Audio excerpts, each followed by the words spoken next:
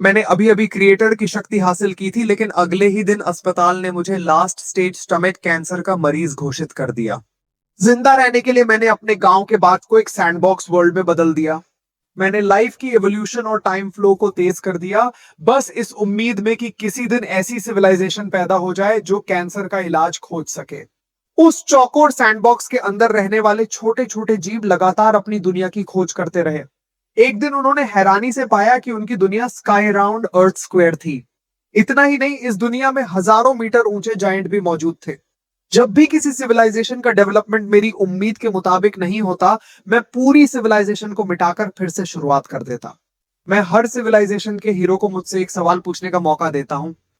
जब भी वे पूछते कि मैंने इस दुनिया को बनाने में कितने दिन लगाए, मुझे वह समय याद आ जाता जब मैं मिट्टी खोदकर यह सैंडबॉक्स बना रहा था। इस दुनिया को बनाने में मुझे पूरे 7 दिन लगे थे। यही वजह थी कि बाद में इस दुनिया में यह लेजेंड फैल गई कि क्रिएटर ने सिर्फ 7 दिनों में पूरी दुनिया की रचना की थी। मेरे सैंडबॉक्स में एक के बाद एक कई सिविलाइजेशंस पैदा हुई और खत्म होती रहीं। लेकिन कौन सोच सकता था कि इतनी शानदार सिविलाइजेशंस की शुरुआत सिर्फ एक स्पोर से हुई थी। शुरुआत में मैंने अपने बाग के व्हाइट सैंड सैंडबॉक्स में एक आर्टिफिशियल पॉन्ड बनाया और सॉल्ट रेशियो मिलाकर उसे ओशन बना दिया।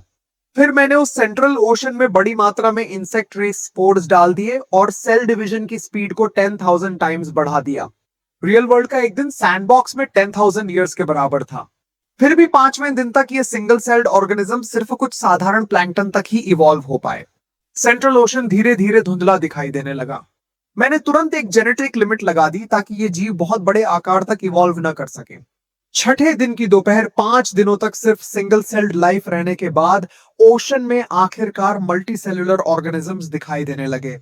कुछ ही मिनटों में ऐसा लग रहा था जैसे कोई नेचर डॉक्यूमेंट्री हजारों गुना स्पीड पर चल रही हो। नई नई स्पीसीज कुछ ही सेकंड में जन्म लेती, खत्म हो जाती और फिर अगली जनरेशन पैदा हो जाती। लेकिन जैसे ही सूरज डूबा, ठीक मेरी उम्मीद के मुताबिक सैंडबॉक्स वर्ल्ड ने अपना पहला मास एक्सटिंक्शन देखा। लेकिन जैसे ही सूरज डूबा, जैसा मैंने पहले ही अंदाजा लगाया था, सैंडबॉक्स वर्ल्ड ने अपना पहला मास एक्सटिंक्शन झेला। यहां 12 घंटे की रात का मतलब था कि पूरे 5,000 साल तक सूरज की रोशनी नहीं मिलेगी। बड़ी मात्रा में aquatic प्लांट्स मुरझाकर ओशन की गहराई में डूब गए। पूरी दुनिया एकदम सुनसान हो गई। मेरा सैंडबॉक्स एनवायरनमेंट बहुत छोटा था। जीवों की पॉपुलेशन भी बहुत कम थी, इसलिए एनवायरनमेंट के मुताबिक नई स्पीसीज का इवॉल्व होना लगभग नामुमकिन था। लेकिन मेरे ओशन में मौजूद थे insect race single celled organisms जिनकी अडेप्टेबिलिटी बेहद ज्यादा थी। मूनलाइट पड़ने के करीब आधे घंटे बाद ओशन की सतह पर हल्का सा नीला रंग दिखाई देने लगा। वह चींटी के बराबर आकार का पत्ते जैसा दिखने वाला एक नीला प्लांट था। मैंने कभी नहीं सोचा था कि सीधे सनलाइट खत्म होने के बाद भी यह प्लांट फोटोसिंथेसिस के लिए मूनलाइट का इस्तेमाल करेगा। मैं हैरान रह गया। मैंने इस प्लांट का नाम रखा ब्लू ग्लो ग्रास। पहले मास एक्सटिंक्शन से बचने के बाद ब्लू ग्लो ग्रास ने कुछ ही सेकंड में तेजी से एवोल्यूशन शुरू कर दी। यह लगातार नाइट एनवायरनमेंट के मुताबिक खुद को अडेप्ट करने लगी। धीरे धीरे यह लोटस लीफ की तरह ओशन की सतह पर फैल गई और बड़े पैमाने पर मूनलाइट अब्सॉर्ब करने लगी। 1 घंटे बाद यह लाखों जनरेशंस की एवोल्यूशन से गुजर चुकी थी। इसकी कई अलग अलग एवोल्यूशनरी ब्रांचेस बन चुकी थी, यहां तक कि ये 2 अलग अलग स्पीसीज में भी डिवाइड हो गई। एक ब्रांच लगातार मूनलाइट अब्सॉर्ब करके अपनी कन्वर्जन एफिशिएंसी बढ़ाने लगी, जबकि दूसरी ब्रांच कार्निवोरस बन गई। वह मूनलाइट अब्सॉर्ब करके हल्की नीली ग्लो छोड़ती, जिससे दूसरी ब्लू ग्लो ग्रास उसकी तरफ आकर्षित हो जाती और फिर वह उन्हें निगल जाती। यह देखकर मैं लाइफ की टेनासिटी और उसकी मिस्ट्री की तारीफ किए बिना नहीं रह सका। एकमात्र बचा हुआ यह अक्वाटिक प्लांट अंधेरी ओशन वर्ल्ड में अपना खुद का पूरा इकोसिस्टम बना चुका था। अचानक मेरे मन में एक ख्याल आया। मैंने तय किया कि इन घटनाओं को रिकॉर्ड करूंगा। मैं तुरंत एक ब्लैक नोटबुक लेकर आया। उसके पहले पन्ने पर जेनेसिस लिखकर मैंने नोट किया, डार्क फिफ्थ एरा।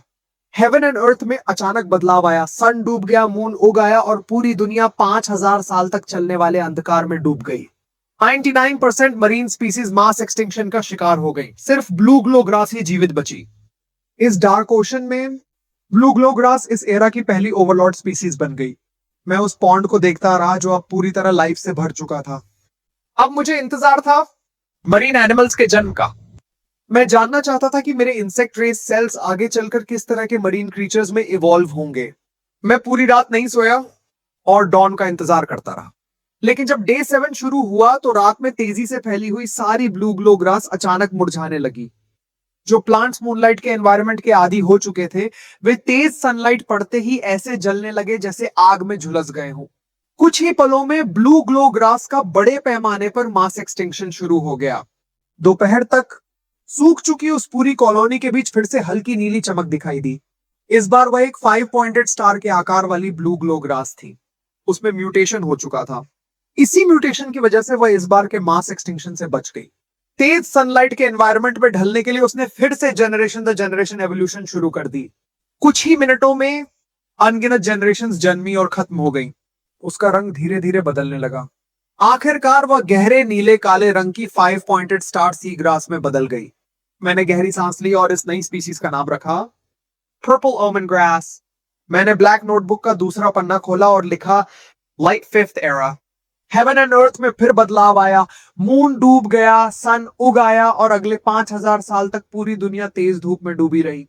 जो ब्लू ग्लो ग्रास पिछली एरा की ओवरलॉर्ड थी, वो बड़े पैमाने पर नष्ट हो गई। उसकी कमजोर ब्रांच की जगह पर्पल ओमन ग्रास तेजी से उभरी और इस एरा की नई ओवरलॉर्ड स्पीसीज बन गई। डे 7 की रात आई। पर्पल ओमन ग्रास अब ओशन में आराम से जीवित रह रही थी।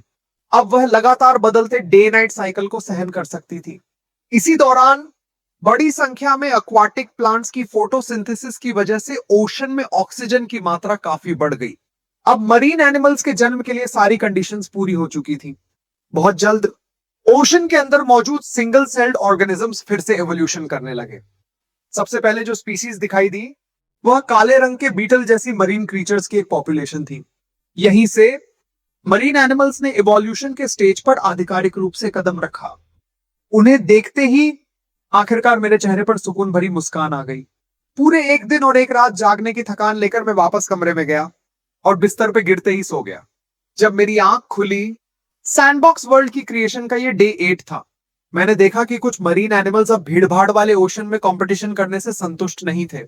वे इवोल्यूशन करके एम्फीबियंस बन चुके थे और वीरान कोस्ट के किनारे रहने लगे थे। मैंने तुरंत अपनी ब्लैक नोटबुक खोली और लाइट फिफ्थ एरा के बाद तीसरी एरा दर्ज की। New era. एनिमल्स का विस्फोटक विकास शुरू हुआ। पहली मरीन एनिमल स्पीसीज का जन्म हुआ। पूरी दुनिया स्पीसीज से भर गई। शुरुआत में इन्वर्टेब्रेट्स अपने हार्ड शेल के सहारे पूरे ओशन पर राज करने लगे और इस ईरा के ओवरलॉर्ड बन गए। लेकिन उनका यह राज ज्यादा समय तक नहीं चला। जल्द ही वर्टेब्रेट्स का जन्म हुआ। अपनी बेहतर मोबिलिटी और एडवांटेज की वजह से उन्होंने इन्वर्टेब्रेट्स को हरा दिया और न्यू एरा के नए ओवरलॉर्ड बन गए। उन्होंने ओशन छोड़कर लैंड पर कदम रखा और एक लंबे एरा तक उसी पर राज करने वाले थे। ये सब लिखने के बाद मैंने चुपचाप ब्लैक नोटबुक बंद कर दी। हालांकि स्पोर्स जल्द ही लैंड क्रीचर्स में इवॉल्व होने वाले थे, लेकिन इंटेलिजेंट लाइफ बनने में अभी कितना समय लगेगा, इसका मुझे कोई अंदाजा नहीं था। तभी अचानक मेरे मन में एक आइडिया आया। मैंने सोचा क्यों ना अपने ही खून की एक बूंद इस सैंडबॉक्स में डाल दूं। लेकिन यह एक्सपेरिमेंट बहुत जोखिम भरा था, इसलिए सावधानी के लिए मैंने पहले किसी दूसरे जीन पर एक्सपेरिमेंट करने का फैसला किया। मैं एनिमल जू गया और अपने यूनिवर्सिटी रिसर्च प्रोजेक्ट का बहाना बनाकर एक गोरिल्ला ब्लड सैंपल खरीद लाया। जब मैं वापस ऑर्चर्ड पहुंचा, पूरा व्हाइट सैंड सैंडबॉक्स एक छोटे इकोसिस्टम में बदल चुका था। पहाड़ और जंगल हरियाली से भर चुके थे। मैदानों में अजीब आकार के पेड़ उगाए थे। नदियों में तरह तरह के एनिमल्स तैर रहे थे। मैं इस विशाल व्हाइट सैंड एक्सपेरिमेंटल फील्ड के अंदर गया और आखिरकार बीटल जैसी दिखने वाली एक स्पीसीज चुन ली। मैंने उन्हें निकालकर सिर्फ 1 स्क्वायर मीटर वाले एक नए एक्सपेरिमेंटल एरिया में डाल दिया। फिर उसमें गोरिल्ला ब्लड इंजेक्ट किया और टाइम फ्लो दोबारा तेज कर दिया। जो ब्लड रिजेक्शन सहन नहीं कर पाए, वे सभी मर गए। सिर्फ 2 दिनों में करोड़ों बीटल स्पीसीज पूरी तरह खत्म हो गई। बचे हुए सर्वाइवर्स में से मैंने ब्लड फ्यूजन सबसे सफल रहने वाले कुछ इंडिविजुअल्स चुने और इस नई रेस का नाम रखा इंसेक्ट एप्स। इंसेक्ट एप्स की शक्ल काफी हद तक इंसानों जैसी थी, लेकिन इंसानों से अलग उनकी पीठ पर गोल आकार का काला आर्मर शेल था। सिर्फ इंसेक्ट एप्स को तैयार करने में ही पूरे 2 दिन लग गए। यानी ऑर्चर्ड के व्हाइट सैंड सैंडबॉक्स में 20,000 साल बीत चुके थे। इस दौरान कई बेहद ताकतवर स्पीसीज पैदा हो चुकी थी। पेड़ बादलों को छूने लगे थे। चारों तरफ जायंट क्रीचर्स दिखाई देने लगे थे। इसका मतलब था कि सैंडबॉक्स अब जुरासिक ईरा जैसे खतरनाक दौर में पहुंच चुका था। उनमें सबसे विशाल क्रीचर वह था जिसके सिर पर काला गोल डिस्क था। उसका साइज मेरी तय की हुई मैक्सिमम लिमिट तक पहुंच चुका था। वह लगभग एक बिल्ली जितना बड़ा था। मैंने एक्सपेरिमेंटल तौर पर बनाए गए इंसेक्ट एप्स को सैंडबॉक्स के दक्षिणी हिस्से में घने जंगलों से घिरी एक विशाल कैनियन में छोड़ दिया। मैं देखना चाहता था कि ऐसे खतरनाक एरा में वे किस तरह सर्वाइवल करेंगे। इसके बाद मैंने सैंडबॉक्स का टाइम फ्लो बदलकर 100 years पर डे कर दिया। अगली सुबह मैं सबसे पहले सैंडबॉक्स के पास पहुंचा और इंसेक्ट एप्स को देखने लगा। मेरे लिए यह एक सुखद सरप्राइज था। उन्होंने पहले ही एक साधारण ट्राइब बना लिया था। यहां तक कि उनकी अपनी प्रिमिटिव लैंग्वेज और कल्चर भी पैदा हो चुकी थी। लेकिन एक बात मुझे परेशान कर रही थी। वे बहुत कमजोर थे।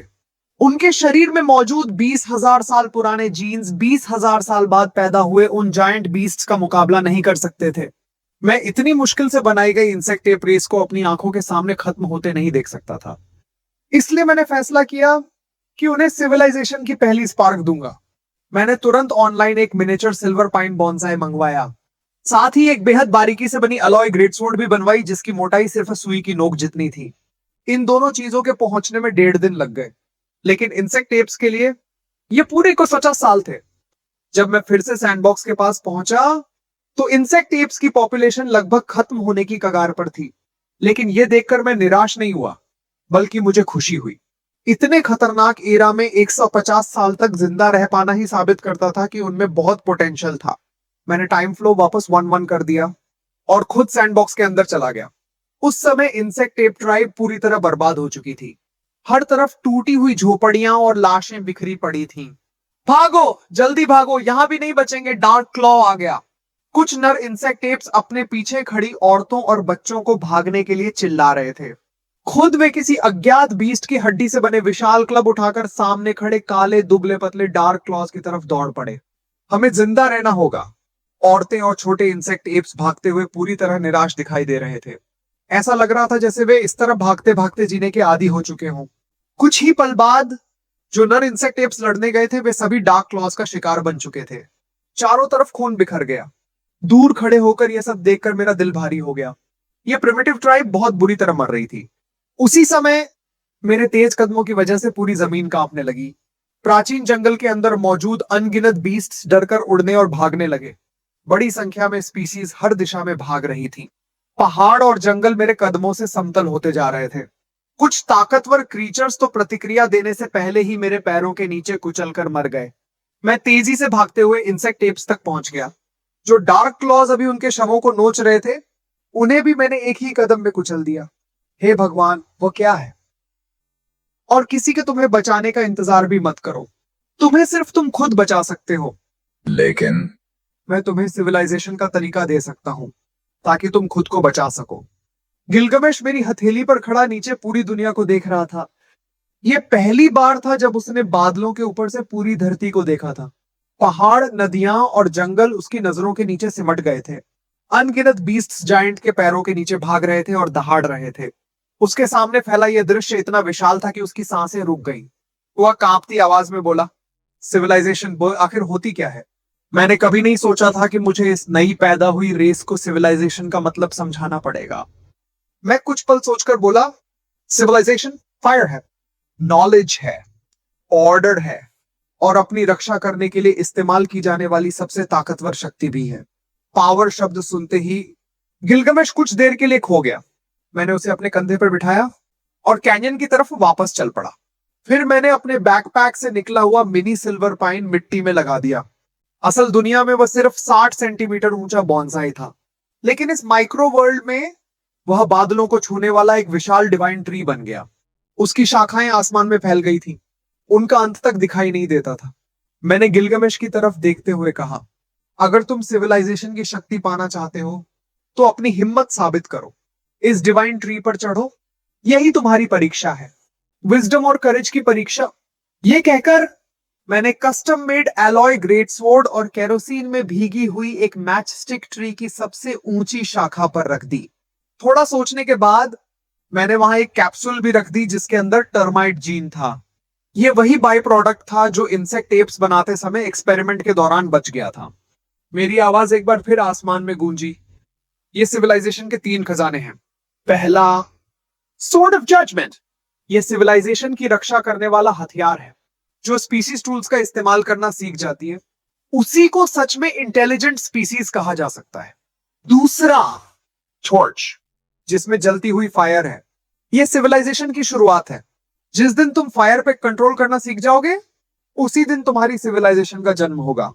तीसरा, ब्लड ऑफ पावर, सिर्फ सबसे बहादुर वॉरियर ही इसे पी सकता है। अगर तुम इसकी परीक्षा पार कर गए तो तुम्हें अतुलनीय शक्ति मिलेगी, लेकिन अगर असफल हुए तो तुम्हारी मौत तय है। अगर तुम अपनी रेस की किस्मत बदलना चाहते हो तो टॉर्च बुझने से पहले डिवाइन ट्री पर चढ़कर सिविलाइजेशन के ये तीनों खजाने हासिल करो। इतना कहकर मैंने गिलगमेश को धीरे से जमीन पर उतार दिया। वह अब भी सदमे में मुझे देख रहा था। मैं मुड़ा और लंबे कदमों से पहाड़ों और जंगलों को पार करता हुआ वहां से चला गया। उसके बाद मैं ऑर्चर्ड से बाहर निकल आया और तुरंत सैंडबॉक्स का टाइम फ्लो फिर से 100 टाइम्स बढ़ा दिया। जो मैच स्टिक असल दुनिया में सिर्फ कुछ सेकंड तक जलती, सैंडबॉक्स के अंदर वही कई दिनों तक जलती रहती। मैंने टेलीस्कोप उठाया और डिवाइन ट्री की तरफ देखने लगा। मैंने देखा छोटा गिलगमेश पूरी दृढ़ता के साथ डिवाइन ट्री पर चढ़ना शुरू कर चुका था। मेरी नजर में वह किसी छोटे कीड़े की तरह इतनी तेजी से चढ़ रहा था कि सिर्फ उसकी परछाई दिखाई दे रही थी। कुछ ही सेकंड में वह अनगिनत बार फिसला, लेकिन हर बार फिर उठकर ऊपर चढ़ने लगा। करीब 10 सेकंड बाद आखिरकार वह डिवाइन ट्री की चोटी तक पहुंच गया, लेकिन सैंडबॉक्स के अंदर मौजूद गिलगमेश के लिए उसे खुद याद नहीं था कि वह कितनी देर तक चढ़ता रहा और कितनी बार गिरा। डिवाइन ट्री की सबसे ऊंची शाखा पर खड़े होकर उसने सोर्ड ऑफ जजमेंट को ऊंचा उठा लिया। ऐसा लग रहा था जैसे वह जोर जोर से कुछ कह रहा हो।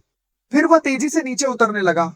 मैं थोड़ा क्यूरियस हुआ, इसलिए मैंने क्रिएटर्स एबिलिटी का इस्तेमाल करके ट्री की चोटी पर अभी अभी हुआ दृश्य फिर से देखा। मैंने देखा गिलगमेश ने डिवाइन ट्री को जीतने के बाद सोर्ड ऑफ जजमेंट को सिर के ऊपर उठा रखा था। वह नीचे पूरी दुनिया की तरफ देख रहा था। उसकी पीठ का काला आर्मोर चमक रहा था। उसकी आंखों में पूरा कॉन्फिडेंस था। हम भी इंटेलिजेंट लाइफ हैं। एक दिन हम भी उस इंटेलिजेंट जायंट की तरह बनेंगे। हमारे हर क्लैन मेंबर के पास भी ऐसी ही महान शक्ति होगी। हम भी इतने ताकतवर बनेंगे कि सारे बीस्ट हमसे डरकर भागेंगे। मैं अपनी रेस को दुनिया की छोटी तक ले जाऊंगा। मैं सिविलाइजेशन की फायर पूरी दुनिया में फैलाऊंगा। उस एंशिएंट एरा में डिवाइन ट्री की चोटी पर हुआ वह पल हमेशा के लिए हिस्ट्री में दर्ज हो गया। लाखों साल बाद इस धरती पर कभी मौजूद रही एंशिएंट यनली डायनेस्टी, जो अपने समय की सबसे शक्तिशाली सिविलाइजेशन थी और फिर हिस्ट्री से गायब हो गई। उसकी आर्कियोलॉजिकल डिस्कवरी में एक सबसे पुराना मैन्युस्क्रिप्ट मिला। उसका नाम था genesis ancient history of Yanli. उसमें लिखा था 10,000 मीटर ऊंचा इंटेलिजेंट जायंट आसमान से उतरा। उसका चेहरा डिवाइन लाइट से ढका हुआ था। वह डिवाइन ट्री लेकर आया और उसने हीरो किंग गिलगमेश को सिविलाइजेशन के 3 डिवाइन ट्रेजर्स सौंपे। अगली सुबह जब मेरी आंख खुली, सैंडबॉक्स वर्ल्ड में पूरे 100 साल बीत चुके थे। इंसेक्ट एप्स की एवरेज लाइफ स्पैन सिर्फ 40 से 50 साल थी, यानी वहां 2 पीढ़ियां बदल चुकी थी। मैं सोचने लगा, क्या गिलगमेश भी बूढ़ा होकर मर चुका होगा? लेकिन जवाब था नहीं। उसने मुझे एक बहुत बड़ा सरप्राइज दिया। मेरे जाने के बाद पहले 10 साल तक गिलगमेश अपने क्लैन को लेकर लगातार एक जगह से दूसरी जगह भागता रहा। उसी दौरान उसने फायर की असली वैल्यू समझी। उसने पाया कि फायर से फूड पकाया जा सकता है, रात में बीस्ट को दूर भगाया जा सकता है और ठंडी रातों में वार्मथ भी मिलती है। अब उसे समझ आ गया था कि इंटेलिजेंट जायंट ने फायर को सिविलाइजेशन की शुरुआत क्यों कहा था। जहां तक सोर्ड ऑफ जजमेंट की बात थी, प्रिमिटिव फॉरेस्ट में वह लगभग इनविंसिबल वेपन बन चुकी थी। उस तलवार की मदद से गिलगमेश ने अनगिनत बीस्ट्स का शिकार किया। आखिरकार उसके क्लैन को सर्वाइवल का मौका मिल गया। दूसरे 10 साल तक गिलगमेश अब जवान हो चुका था। वह 30 साल से ज्यादा उम्र का हो गया था। उसका शरीर और भी ताकतवर हो गया। वह पूरे इंसेक्ट एप रेस का सबसे शक्तिशाली हंटर बन गया। पूरा क्लैन उसे हीरो किंग कहकर बुलाने लगा। उसने फायर की मदद से जंगल जलाकर जमीन तैयार की और प्रिमिटिव फार्मिंग भी शुरू कर दी। वह बेहद घमंडी था, अहंकारी था और हमेशा खुद को सबसे ऊपर मानता था। उसे अच्छी तरह पता था कि इंटेलिजेंट जायंट ने सिविलाइजेशन के 3 ट्रेजर्स उसी को दिए थे। इसलिए वह समझ चुका था कि सिविलाइजेशन सिर्फ नॉलेज नहीं बल्कि हिस्ट्री की इनहेरिटेंस भी है।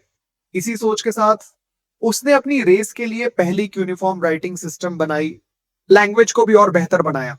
वह खुद को सिविलाइजेशन का फाउंडर मानता था, इसलिए उसने अपनी उपलब्धियों को बुक्स में रिकॉर्ड करना शुरू किया और उस किताब का नाम रखा जेनेसिस। उसका रूल बेहद टायरानिकल था। वह डिक्टेटर था, लेकिन उसके अंदर एक ऐसी चरिज्मा थी कि लोग फिर भी उसका अनुसरण करते थे। उसकी 121 वाइव्स थी, उनसे उसके कई बच्चे हुए। उनमें से ज्यादातर ने उसकी स्ट्रेंथ और इंटेलिजेंस विरासत में पाई। लेकिन इंसेक्ट एप्स की एवरेज लाइफ स्पैन सिर्फ 30 से 40 साल ही थी। जब गिलगमेश 30 की उम्र पार कर चुका, तो उसके जीवन का सनसेट भी धीरे धीरे करीब आने लगा। एक लकड़ी के ट्री हाउस के अंदर फायरप्लेस में फायर जल रही थी। गिलगमेश शांत बैठा उस फायर को देख रहा था और धीरे से बोला, ये वही फायर है जो इंटेलिजेंट जायंट ने मुझे दी थी। ये कितनी सुंदर है, ऐसा लगता है जैसे लाल रंग का कोई फूल नाच रहा हो। अब उसका पूरा मजबूत शरीर बूढ़ा हो चुका था। उसने सिर घुमाकर दीवार पर टंगे जायंट बीस्ट्स के सिरों को देखा। ये सब उन बीस्ट्स की ट्रॉफीज थी जिन्हें उसने अपनी जिंदगी में हराया था। उसने अपना सपना पूरा कर लिया था। उसकी जिंदगी शानदार रही थी। अब उसे कोई पछतावा नहीं था। अगला ट्राइब लीडर उसका बेटा आर्टोरिया बनने वाला था। आर्टोरिया की क्षमता उससे कम नहीं थी। वह पूरे क्लैन को आगे भी समृद्ध बना सकता था। गिलगमेश साफ महसूस कर सकता था कि उसकी लाइफ अब आखिर तक पहुंच रही है। डेथ हर लिविंग क्रीचर की अंतिम मंजिल है। वह भी इसे स्वीकार कर चुका था। फिर उसने धीरे से वो ब्लड ऑफ पावर निकाला जो उसे उस समय मिला था। उसने गहरी सांस लेकर कहा, अब मुझे किसी बात की चिंता नहीं है। उस समय इंटेलिजेंट जायंट ने कहा था, सिर्फ दुनिया का सबसे बहादुर वॉरियर ही तीसरा ट्रेजर इस्तेमाल कर सकता है। क्या मैं वही वॉरियर हूं? आज पता चल ही जाएगा। उम्र के आखिरी पड़ाव पर पहुंचा हीरो किंग अपनी पूरी जिंदगी याद करने लगा। अचानक उसकी आंखों से आंसू निकल पड़े। उसने चुपचाप अपनी बाह पर घाव किया और ब्लड ऑफ पावर उस घाव पर डाल दिया। अगले ही पल उसके पूरे शरीर में असहनीय दर्द फैल गया। गिलगमेश जमीन पर गिर पड़ा। अपनी पूरी जिंदगी में उसने अनगिनत लड़ाइयां लड़ी थीं, लेकिन उसने कभी इतना दर्द महसूस नहीं किया था। काफी देर तक तड़पने के बाद आखिरकार वह मौत से बच गया। धीरे धीरे वह फिर से खड़ा हुआ। उसके बाल पूरी तरह सफेद हो चुके थे। उसका बूढ़ा चेहरा फिर से जवान हो गया था। वह किसी देवता जैसा दिखाई दे रहा था। उसने अपने दोनों हाथों को देखा और बुदबुदाया, ब्लड ऑफ पावर। आखिर यही उसकी असली शक्ति है।